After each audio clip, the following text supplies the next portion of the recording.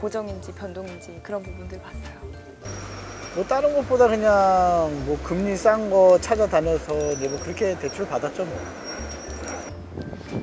받을 때 고려한 건 별로 없고 그냥 좀 급해서 대출을 받았죠.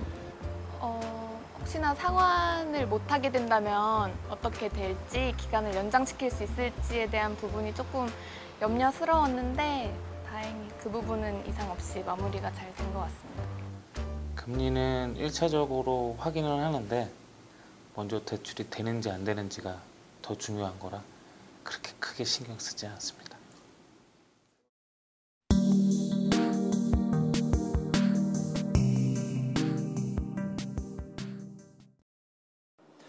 빚이 없으면 좋겠지만 인생의 어느 시기에는 치솟는 전셋값을 감당하거나 자녀 교육비 등을 위해 대출을 이용하는 경우가 발생합니다. 매달 돌아오는 각종 카드 대금에서부터 할부금, 공과금을 메우다 보면 정작 중요한 재무 설계는 하지 못하게 되겠죠. 얼마를 빌려서 언제까지 갚을지 합리적인 계획을 세우지 않고 돈을 빌린다면 어려움에 처하기 쉽습니다. 이 현대는 신용이 근간이 되는 사회입니다. 신용이란 미래 소득을 미리 당겨 쓰는 것이라고도 할 수 있는데요. 미리 많이 당겨 쓰고 갚지 못하면 신용 등급은 당연히 떨어지겠죠. 이렇게 채무 불이행으로 신용 등급이 낮아지게 되면 금융기관의 대출 조건이나 신용카드 발급 기준도 달라지게 됩니다. 특히 대출은 신용이 높고 성실하게 빚을 갚는 사람을 우대하기 때문에 신용은 보이지 않는 자산이라고 할 수 있습니다. 대출을 받을 때에는 나의 소득과 가용 예산 범위 내에서 적절한 기간을 산정하는 것이 좋습니다. 대출 기간이 너무 짧거나 너무 길면 다른 일들이 생겼을 때 갚기 어려워질 수 있습니다. 갑작스럽게 주거나 의료비 지출이 생길 수도 있고 소득이 감소하는 상황이 올 수도 있기 때문이죠. 그럼 이렇게 빌린 대출금 어떻게 갚는 것이 현명할까요? 대출금 상환 방식에는 만기 일시 상환식, 거치식, 원리금 균등 분할식, 원금 균등 분할식 등의 방식이 있으며 각각의 장단점이 있습니다. 원금 1,000만 원, 이자율 5%, 5년 만기, 3년 거치라고 가정한 후 각각의 방법에 대해 자세히 살펴보겠습니다. 먼저 만기가 되면 한 번에 돈을 갚는 만기 일시 상환입니다. 이 방법은 대출 기간 동안에는 이자만 내다가 그 기간이 끝나면 원금을 한 번에 내는 방법입니다. 만기 일시 상환의 장점은 대출 기간 중 원금을 상환할 부담이 없다는 점입니다. 단점으로는 이자 부담이 크고 만기 원금을 일시에 상환하는 부담이 크다는 겁니다. 이 경우 총 이자는 250만 원입니다. 거치식 상환은 일정 기간 동안 이자만 내다가 그 기간이 지나면 원금을 함께 갚아나가는 방식인데요. 5년 만기, 3년 거치식의 경우 3년간은 이자만 내다가 나머지 2년 동안 원금과 이자를 나누어 갚는 방식입니다. 당장 소득이 적어 원금 또는 원리금 균등 분할 상환이 어려울 때 유리한 방법입니다. 단점은 이자 부담이 크고 거치 기간 중 원금이 줄지 않기 때문에 거치 기간 이후에 상환 부담이 크다는 점입니다. 이 경우 이자는 총 202만 833원입니다. 다음은 원리금 균등 분할 상환입니다. 원리금 균등 분할은 5년 동안 총 원금과 이자를 함께 매월 똑같은 금액으로 갚아나가는 방식입니다. 원리금 균등 분할의 장점은 상환 금액이 일정하여 계획적인 자금의 운영이 가능하다는 것이고, 단점은 대출 초기부터 상환해야 하는 부담이 있다는 점입니다. 이 경우 총 이자는 132만 2,740원입니다. 마지막으로 원금 균등 분할 상환입니다. 이 방법은 5년간 매월 원금을 균등하게 상환하면서 매월 상환으로 줄어든 대출 잔액에 따라서 줄어드는 이자를 갚아나가는 방법입니다. 장점으로는 이자 비용이 저렴하고 시간이 지나면서 상환 금액이 감소한다는 겁니다. 단점은 처음부터 상환 부담액이 크고 매월 상환금이 변동된다는 겁니다.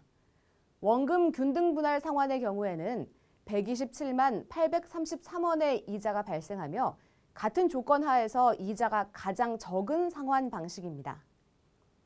이것으로 대출 상환의 4가지 방법을 모두 살펴봤는데요. 각 방법의 장단점을 잘 살펴보고 본인의 상황에 적합한 방식을 선택하는 것이 중요합니다. 이자 계산법이 많이 어려우시다고요? 생활에서 편리하게 사용할 수 있는 이자 계산기가 금융감독원 홈페이지에 있습니다. 이 계산기를 사용하면 일수, 월수 등의 여러 이자를 쉽게 계산할 수 있습니다. 대출이자는 적금이자보다 훨씬 큰 경우가 많습니다. 그렇기에 대출이 있을 때는 저축하는 것보다는 빚을 갚는 것이 유리하겠죠. 소비 지출 중에서도 통신비, 의복비, 차량 유지비 등 조금씩 절약할 수 있는 항목이 있을 겁니다. 이 부분을 아껴서 대출 원금을 갚는 것도 금융 비용을 줄이는 좋은 방법일 것입니다. 귀가 솔깃한 투자 기회가 있다고 하더라도 쉽게 빚을 내는 것은 위험합니다.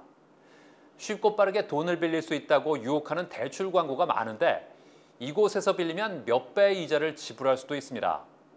또 이것마저 연체하면 빚은 눈덩이처럼 불어나게 돼서 더욱 곤란해질 수도 있습니다.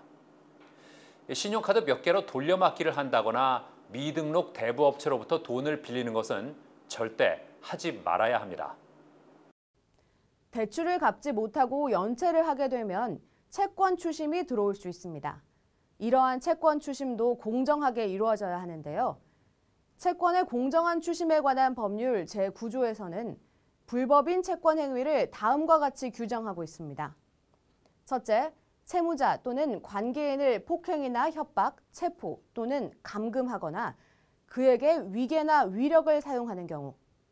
둘째, 정당한 사유 없이 반복적으로 찾아오거나 또는 야간에 채무자나 관계인을 방문함으로써 공포심이나 불안감을 유발해 사생활 또는 업무의 평온을 심하게 해치는 경우.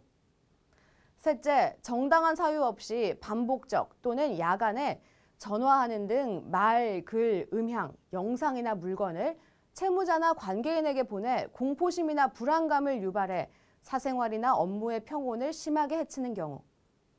넷째, 채무자 외의 사람에게 채무에 관한 거짓 사실을 알리는 경우.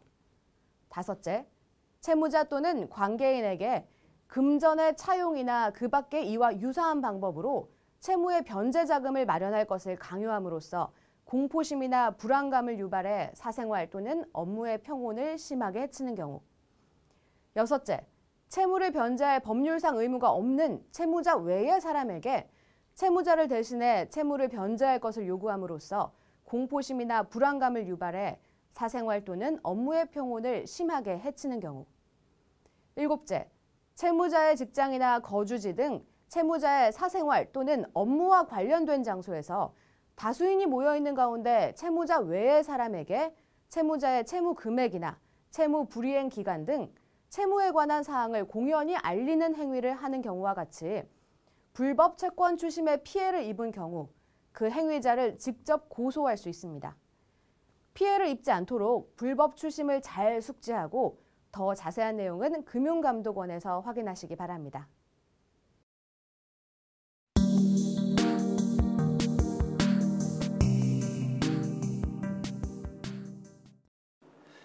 빚은 사망 후에도 대물림될 수 있습니다. 즉, 재산뿐만 아니라 빚도 상속되는데요. 자녀, 부모님, 형제, 자매, 사촌 이내 친족 순으로 상속됩니다. 이 빚을 물려받지 않으려면 상속 포기 또는 한정 승인을 신청하면 됩니다. 상속 포기란 내가 상속인의 지위를 포기하는 것으로 이렇게 되면 피상속인의 재산이나 채무 일체가 그 다음 상속인에게 넘어가게 됩니다. 이 빚이 다음 상속인에게 넘어가지 않도록 하려면 한정 승인을 해야 합니다. 한정 승인이란 피상속인이 남긴 재산을 한도로 상속 채무를 변제한다는 것인데요. 단 상속 개시를 알게 된 날부터 3개월 이내에 신청해야 합니다. 만일 3개월 이내에 아무런 조치를 취하지 않으면 단순 승인으로 간주되며 피상속인의 재산뿐만 아니라 빚도 상속되게 됩니다. 지혜롭게 돈을 갚으려면 어떻게 해야 할까요? 여러분들이 알아야 할 지혜롭게 돈 갚기 10계명 같이 알아보겠습니다. 첫째, 빚 상환은 신용이요. 향후 또 자산 형성의 발판임을 명심하시기 바랍니다. 그리고 금융회사의 부실은 사회적 비용이 초래된다는 책임감을 가져야 합니다. 둘째, 재산 부채 상태표, 현금 흐름표 등 개인의 재무 상태를 점검해야 합니다. 현금 흐름을 통해 지속적으로 상환 가능성을 점검하는 것이 필요합니다. 셋째, 대출 부대 비용 등을 점검해야 합니다. 중도 상환 시 부담하는 비용과 금리 등 비용 절감 요인이 없는지 점검해야 합니다. 넷째, 상환 순서 등 효율적인 대출 상환 전략을 구상해야 합니다.